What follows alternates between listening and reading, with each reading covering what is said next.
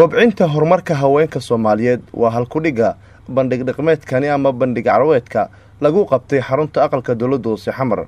waa barnaamij ugu talagalay maamulka gobolka Banaadir uu hogaaminayay gudoomiyaha gobolka ahna duqa magaalada Muqdisho in uu ku dhiirigeliyo kana qayb qaato dib u soo nooleynta hidaha iyo dhaqanka ama wax soo saarka farshaxanka Soomaaliyeed oo muddadii dheer dalka burbursanaa ay meesha ka baxday.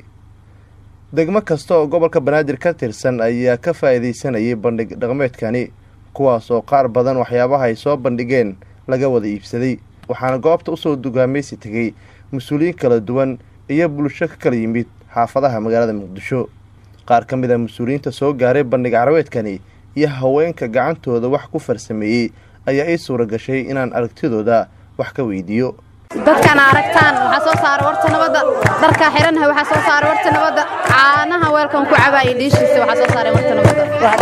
intaas waxa waaye waxa u maleynaa inay nagu filan tahay wadankeena horumarkiisa ee noo muujinayso. waxyaabaha aniga aan sameeyo waxa kamid ah salayaasha caawga ah sida kaas mooyaa kor saaray aniga sameeyo, kan hadda calaamada kor saaray aniga sameeyay, dhiishaan oo kale aniga sameeyay, waxyaabo badan oo sameeyay meesha way yaalaan gabdhuna way sameeyeen. wax badan oo aan rabeenan meel kale u raadiyo oo liigu keen xaruntii aan amnigeeda sugaayay anoo ammaanka sugayna madax badan noo timid oo madax dalka ku sareysan kamid yihiin. ilaahay baa ku mahadsan. maanta waxaan rabaa inaan ka gadan karo runtii farxad inoo tahay alaabtan qaarkeed waxaa noogu dambeysay bersamaadkii wax la heli karana ma inaa hidaha dhaqankeennii iyo dadkeenna oo shaqo helaya iyo annagoo ka iibsanayna inay soo noolaato aadan farxad noogu tahay. mar walbana waxaan jeclaan inaan dhiri gelino sida hadda loo bilaabo kale. runtii waa wax aad loogu farxaan laguna faano. waxaan dhan waa u jeedid waxaa soo sameeyey dumarka degmooyinka ee gobolka Banaadir 17 degmoodba maanta waxay ku sugan yihiin aqalka dawladda hooste stationaries ay leeyihiin waxay ku soo bandhigeen farshaxankooda ayna rabaan in shacabka Banaadir ay ka dukaameystaan ay ka gataan. marka runtii waa wax aad iyo aad loogu farxaan laguna faano. waxaan hadda dadaalo badan gelin doonaa qaabkii ugu iibgeyn lahaa oo looga gadan lahaa waxyaalo wax soo saarkooda ayagana ay u noqon lahayd dhiirigelin iyo meel ay wax ka soo saaraan insha Allah.